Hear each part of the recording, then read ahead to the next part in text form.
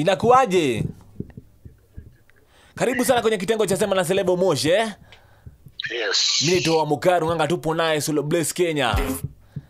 Kabisa. Omosh Kizangile, umekuwa vipi? Umepotea sana. Mimi niko sawa, niko poa, nashukuru, niko tu salama. Mungu ananihifadhi vizuri. Yes. Omosh, kuna mtu ambaye anakusikia kwa mara ya kwanza. Real name for Omosh pale kwenye ID wanakuita nani? Mimi kana nisikia mara ya kwanza ndashangaa nani huyo, labda alpha generation ama Gen Z. Hapo kuna pia kuna Gen Beta. Kuna wengine inabidi inaitwa Gen Beta. Ndio sasa mimi jina ni Joseph Kinuthia kama. Ninaweza kuambia the funniest thing, unaona mimi ambao mnaongea naye sasa hivi? Unaitwa kama babangu pale kwenye ID. Kabisa. Anaitwa Joseph Kinuthia Nganga. Wow. Yeah. Ama tuko related. Labda natuna habari. Sasa Omosh, mtu mara ya kwanza ambao tuliweza kukuwa introduced kwake Omosh Kizangile ni pale kwenye Tidy High. Yes. Lakini hapo awali natumai kwamba you have a story to tell, lakini kwa mtu ambaye anakusikia mara ya kwanza, Omosh umegrow wapi, mtaa gani hapa hivi nchini Kenya? Mimi nimegrow Shauri Moyo, place ni Shauri. Hapa Island Shauri Moyo. Ndio nimezaliwa, nikagrow, nikasomea huko primary, lakini nikatoka nikaenda Mlima huko high school. Ukaenda huko Mlima kusoma? Mlima ndio high school, lakini kuzaliwa kulelewa maisha utotoni ni Shauri. Huko Shauri Moyo. Shauri Moyo. After hapo kidogo ulikuwa unajaribu mambo na theater ama ilikuwa vipi juu ile acting yako ndivyo ujue kwamba utambue kwamba ulikuwa na talent? Mkiwa pale niko na kuona mkiwati na kina Kibunja. Ulitambuaje ya kwamba kuna talent? Mimi talent yangu ilijitokeza nikiwa high school. Because high school nilikuwa drama club. Nilikuwa one of the best actors shule. Houses nilibobea sana, kwa shule pia nilibobea. Kwa hivyo nilijua tu mimi na kipawa hiki cha nilijua nikiwa high school. Lakini si ati kujua niko kuna ile tunajua mimi ni mnoma drama. Nilijipataga tu, yani ya msumu. Nilijipataga tu na act. I loved it. And actually nikipenda. Ulikuwa unajaribu kwenye National Theatre ku act set books ama nini? Siku act yote mimi. Mimi niliact to shule hizo inter schools. Sasa drama festivals sasa niliact kwa nikirepresent shule yetu. Lakini baada hapo siku act hizo set book mimi. Omosh, after hapo ilikuwaje ukajiunga na Tidy High? How was the story mpaka mwisho tukaanza kuona pale kwenye Tidy High? Tidy High nikija nilikuwa at the moment nilikuwa KBC, nilikuwa nafanya radio program, radio theater. Drama on radio. Na hapo tu ndio walikuwa tu kuna ile hapo karibu na KBC itakuwa tu karibu na National Theatre. Ukweli.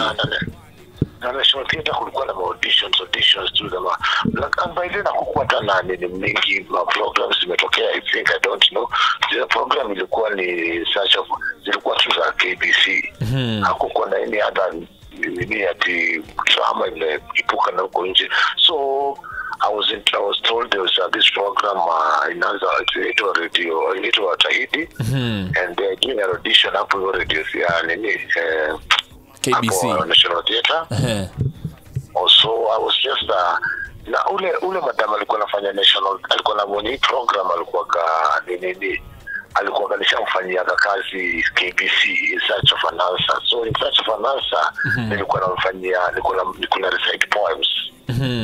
So ni kama alikuwa anijua. So kuna ile sasa unajua at the moment ile audition nilijaribu kadhaa hebu niite nikaitwa, na kama naweza fanya role fulani hapo. Sasa ile role walinipatia wale scriptwriter anajua mimi sasa nilipoa role ya Omosh to a get na ABCD nikaambia nijaribu, maana size zingine zilikuwa za students.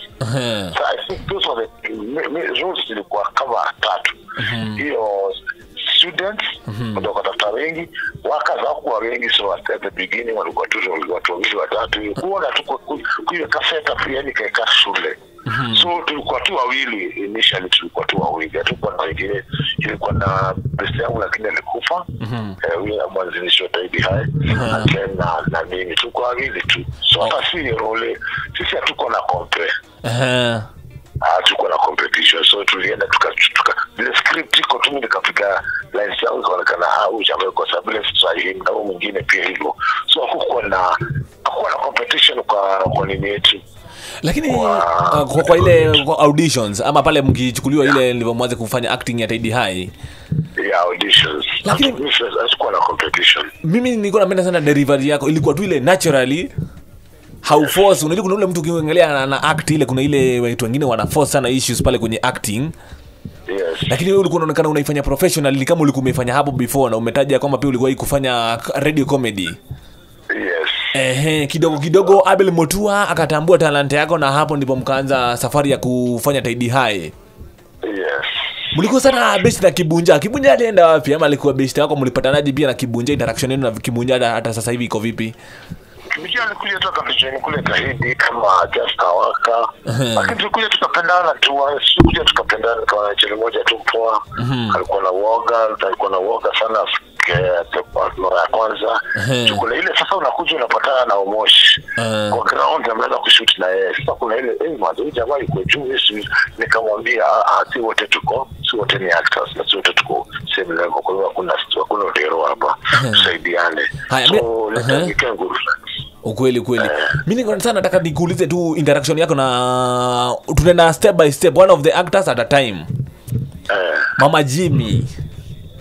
Nani? Mama Jimmy pia ndiye alikuja akakuwa the first pia actress pia kama mfanyakazi.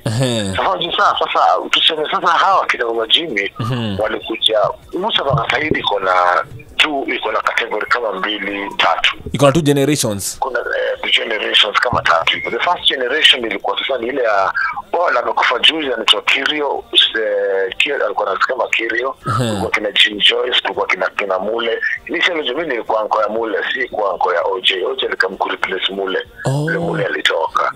So the first person alikuwa gani Mule, ndio ilikuwa anko yake. So kulikuwa na hiyo generation na kina Jim Joyce, kina Kirio, kina Jane. Kulikuwa na actors wazuri sana, hao ndio walifanya Tidy High ikachukuliwa baada ya kupiga ile nini walifanya ile nini ya kwanza, episode ya kwanza, hao ndio walifanya ikachukuliwa sasa. So hiyo kuna hiyo layer ya kwanza. Sasa kina pili ya kina Oje ilikuja baadaye. Mr. Kilunda, wacha nikuulize tu, Mr. Kilunda personally even ndivyo in real life anakuaga, yani seriousness how ilikuwa tu ile acting?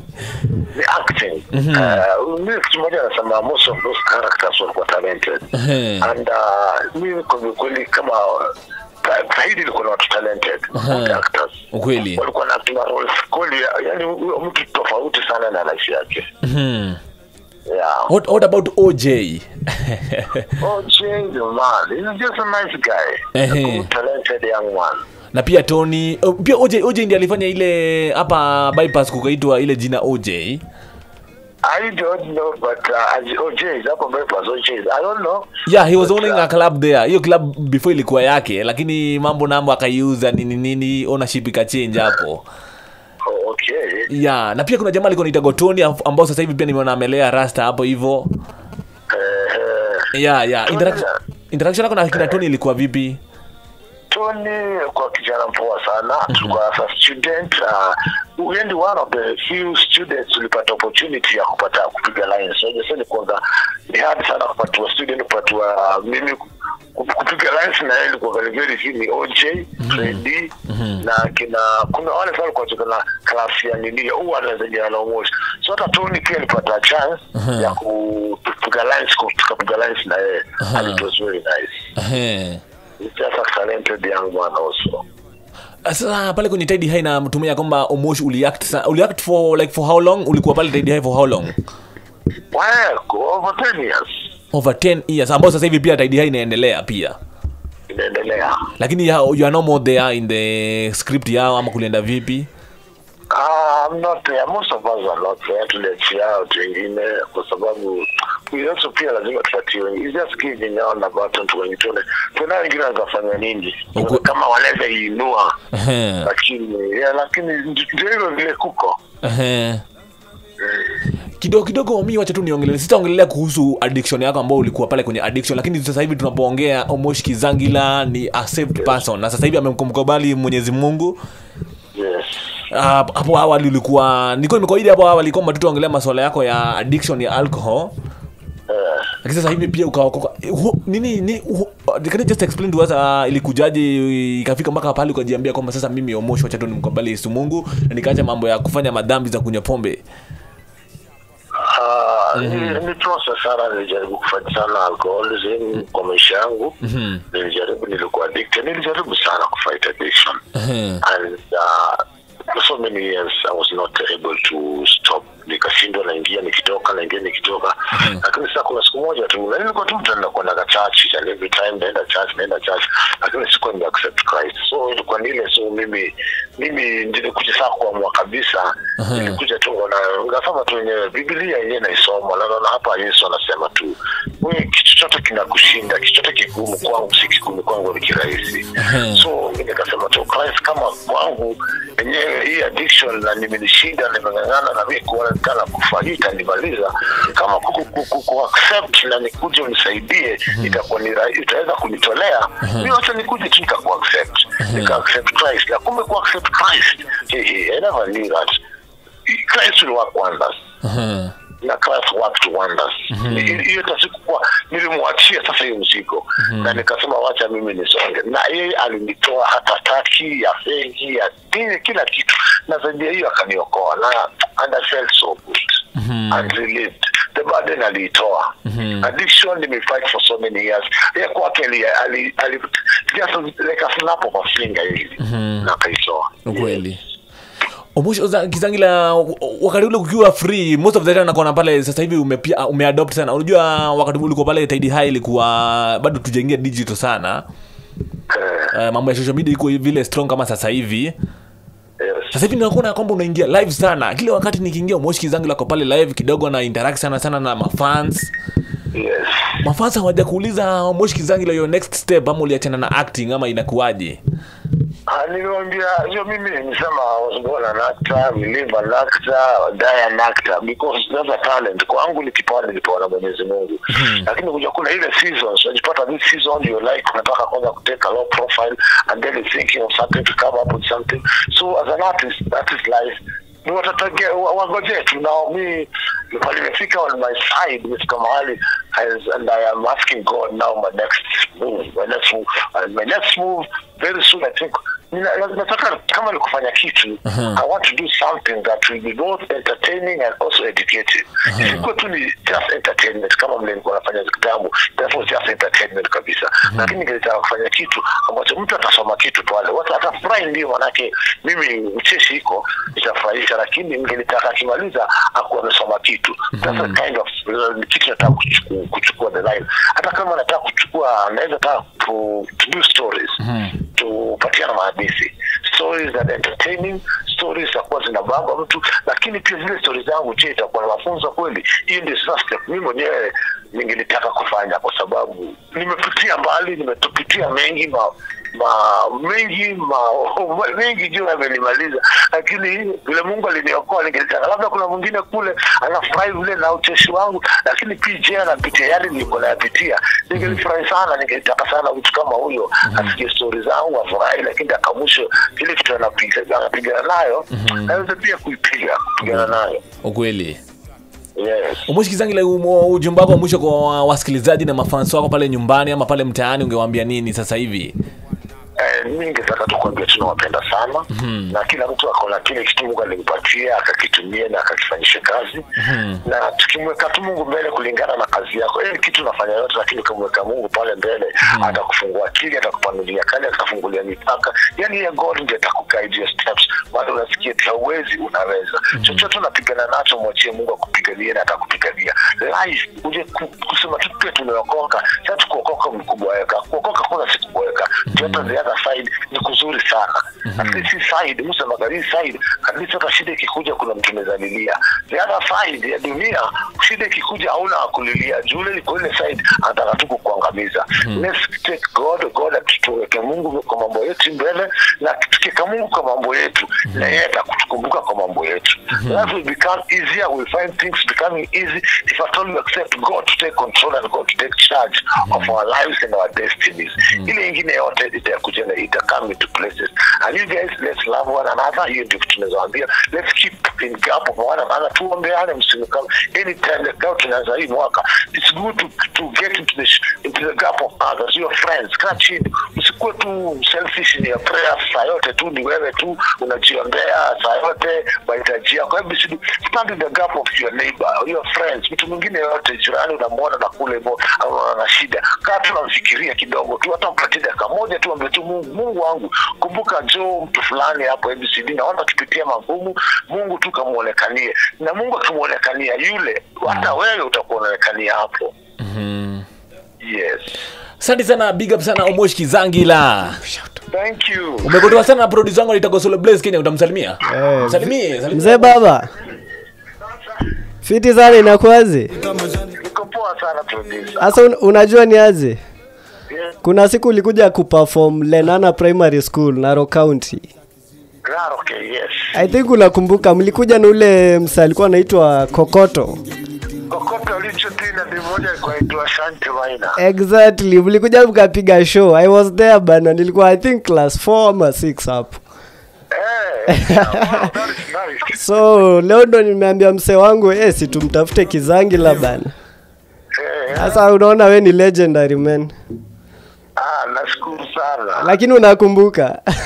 Nimekumbuka hata siku tulikuja zile shule mbili, kuna shule hata kuna wasichana ziko somewhere around there. Boarding ya wasichana. Nakumbuka nilikuja primary hapo. Exactly, zilikuwa huko. So mimi nilikuwa Lenana Primary. Ulikuwa Lenana Primary. So vizuri sana. Kabisa, manze big up sana. Yes. We are happy to have you today manze. Una inspire wase wengi sana. Asante sana. Nashukuru sana kunipatia hii opportunity. Big up sana. Thank you so much. Asante sana Omosh Kizangila. Wazi mtu wangu. Wazi. Yone spirit inanuka kama ni mahua. Ni spirit angu niko na injury kidogo kwa mkono. Wapi hapo? Hapa hivi kwa mkono, lakini niko sawa. Niliumia nikicheza ball. Unajua kucheza futa wewe. Basi boys uni help. Usikipia mimi niliumia nilikuwa tunacheza futa na yeye. Tulikuwa pamoja. Hapa kuna kamchezo kanaendelea. Hebu nionyeshe. Because unajua kufungua hizi vidonda ovyo ovyo bana itapata infection. So umesikia mimi ni bacteria. Fungua, wacha upuzi.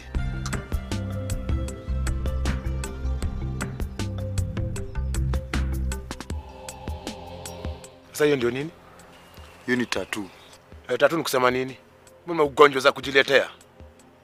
Hebu na fungua yako nione.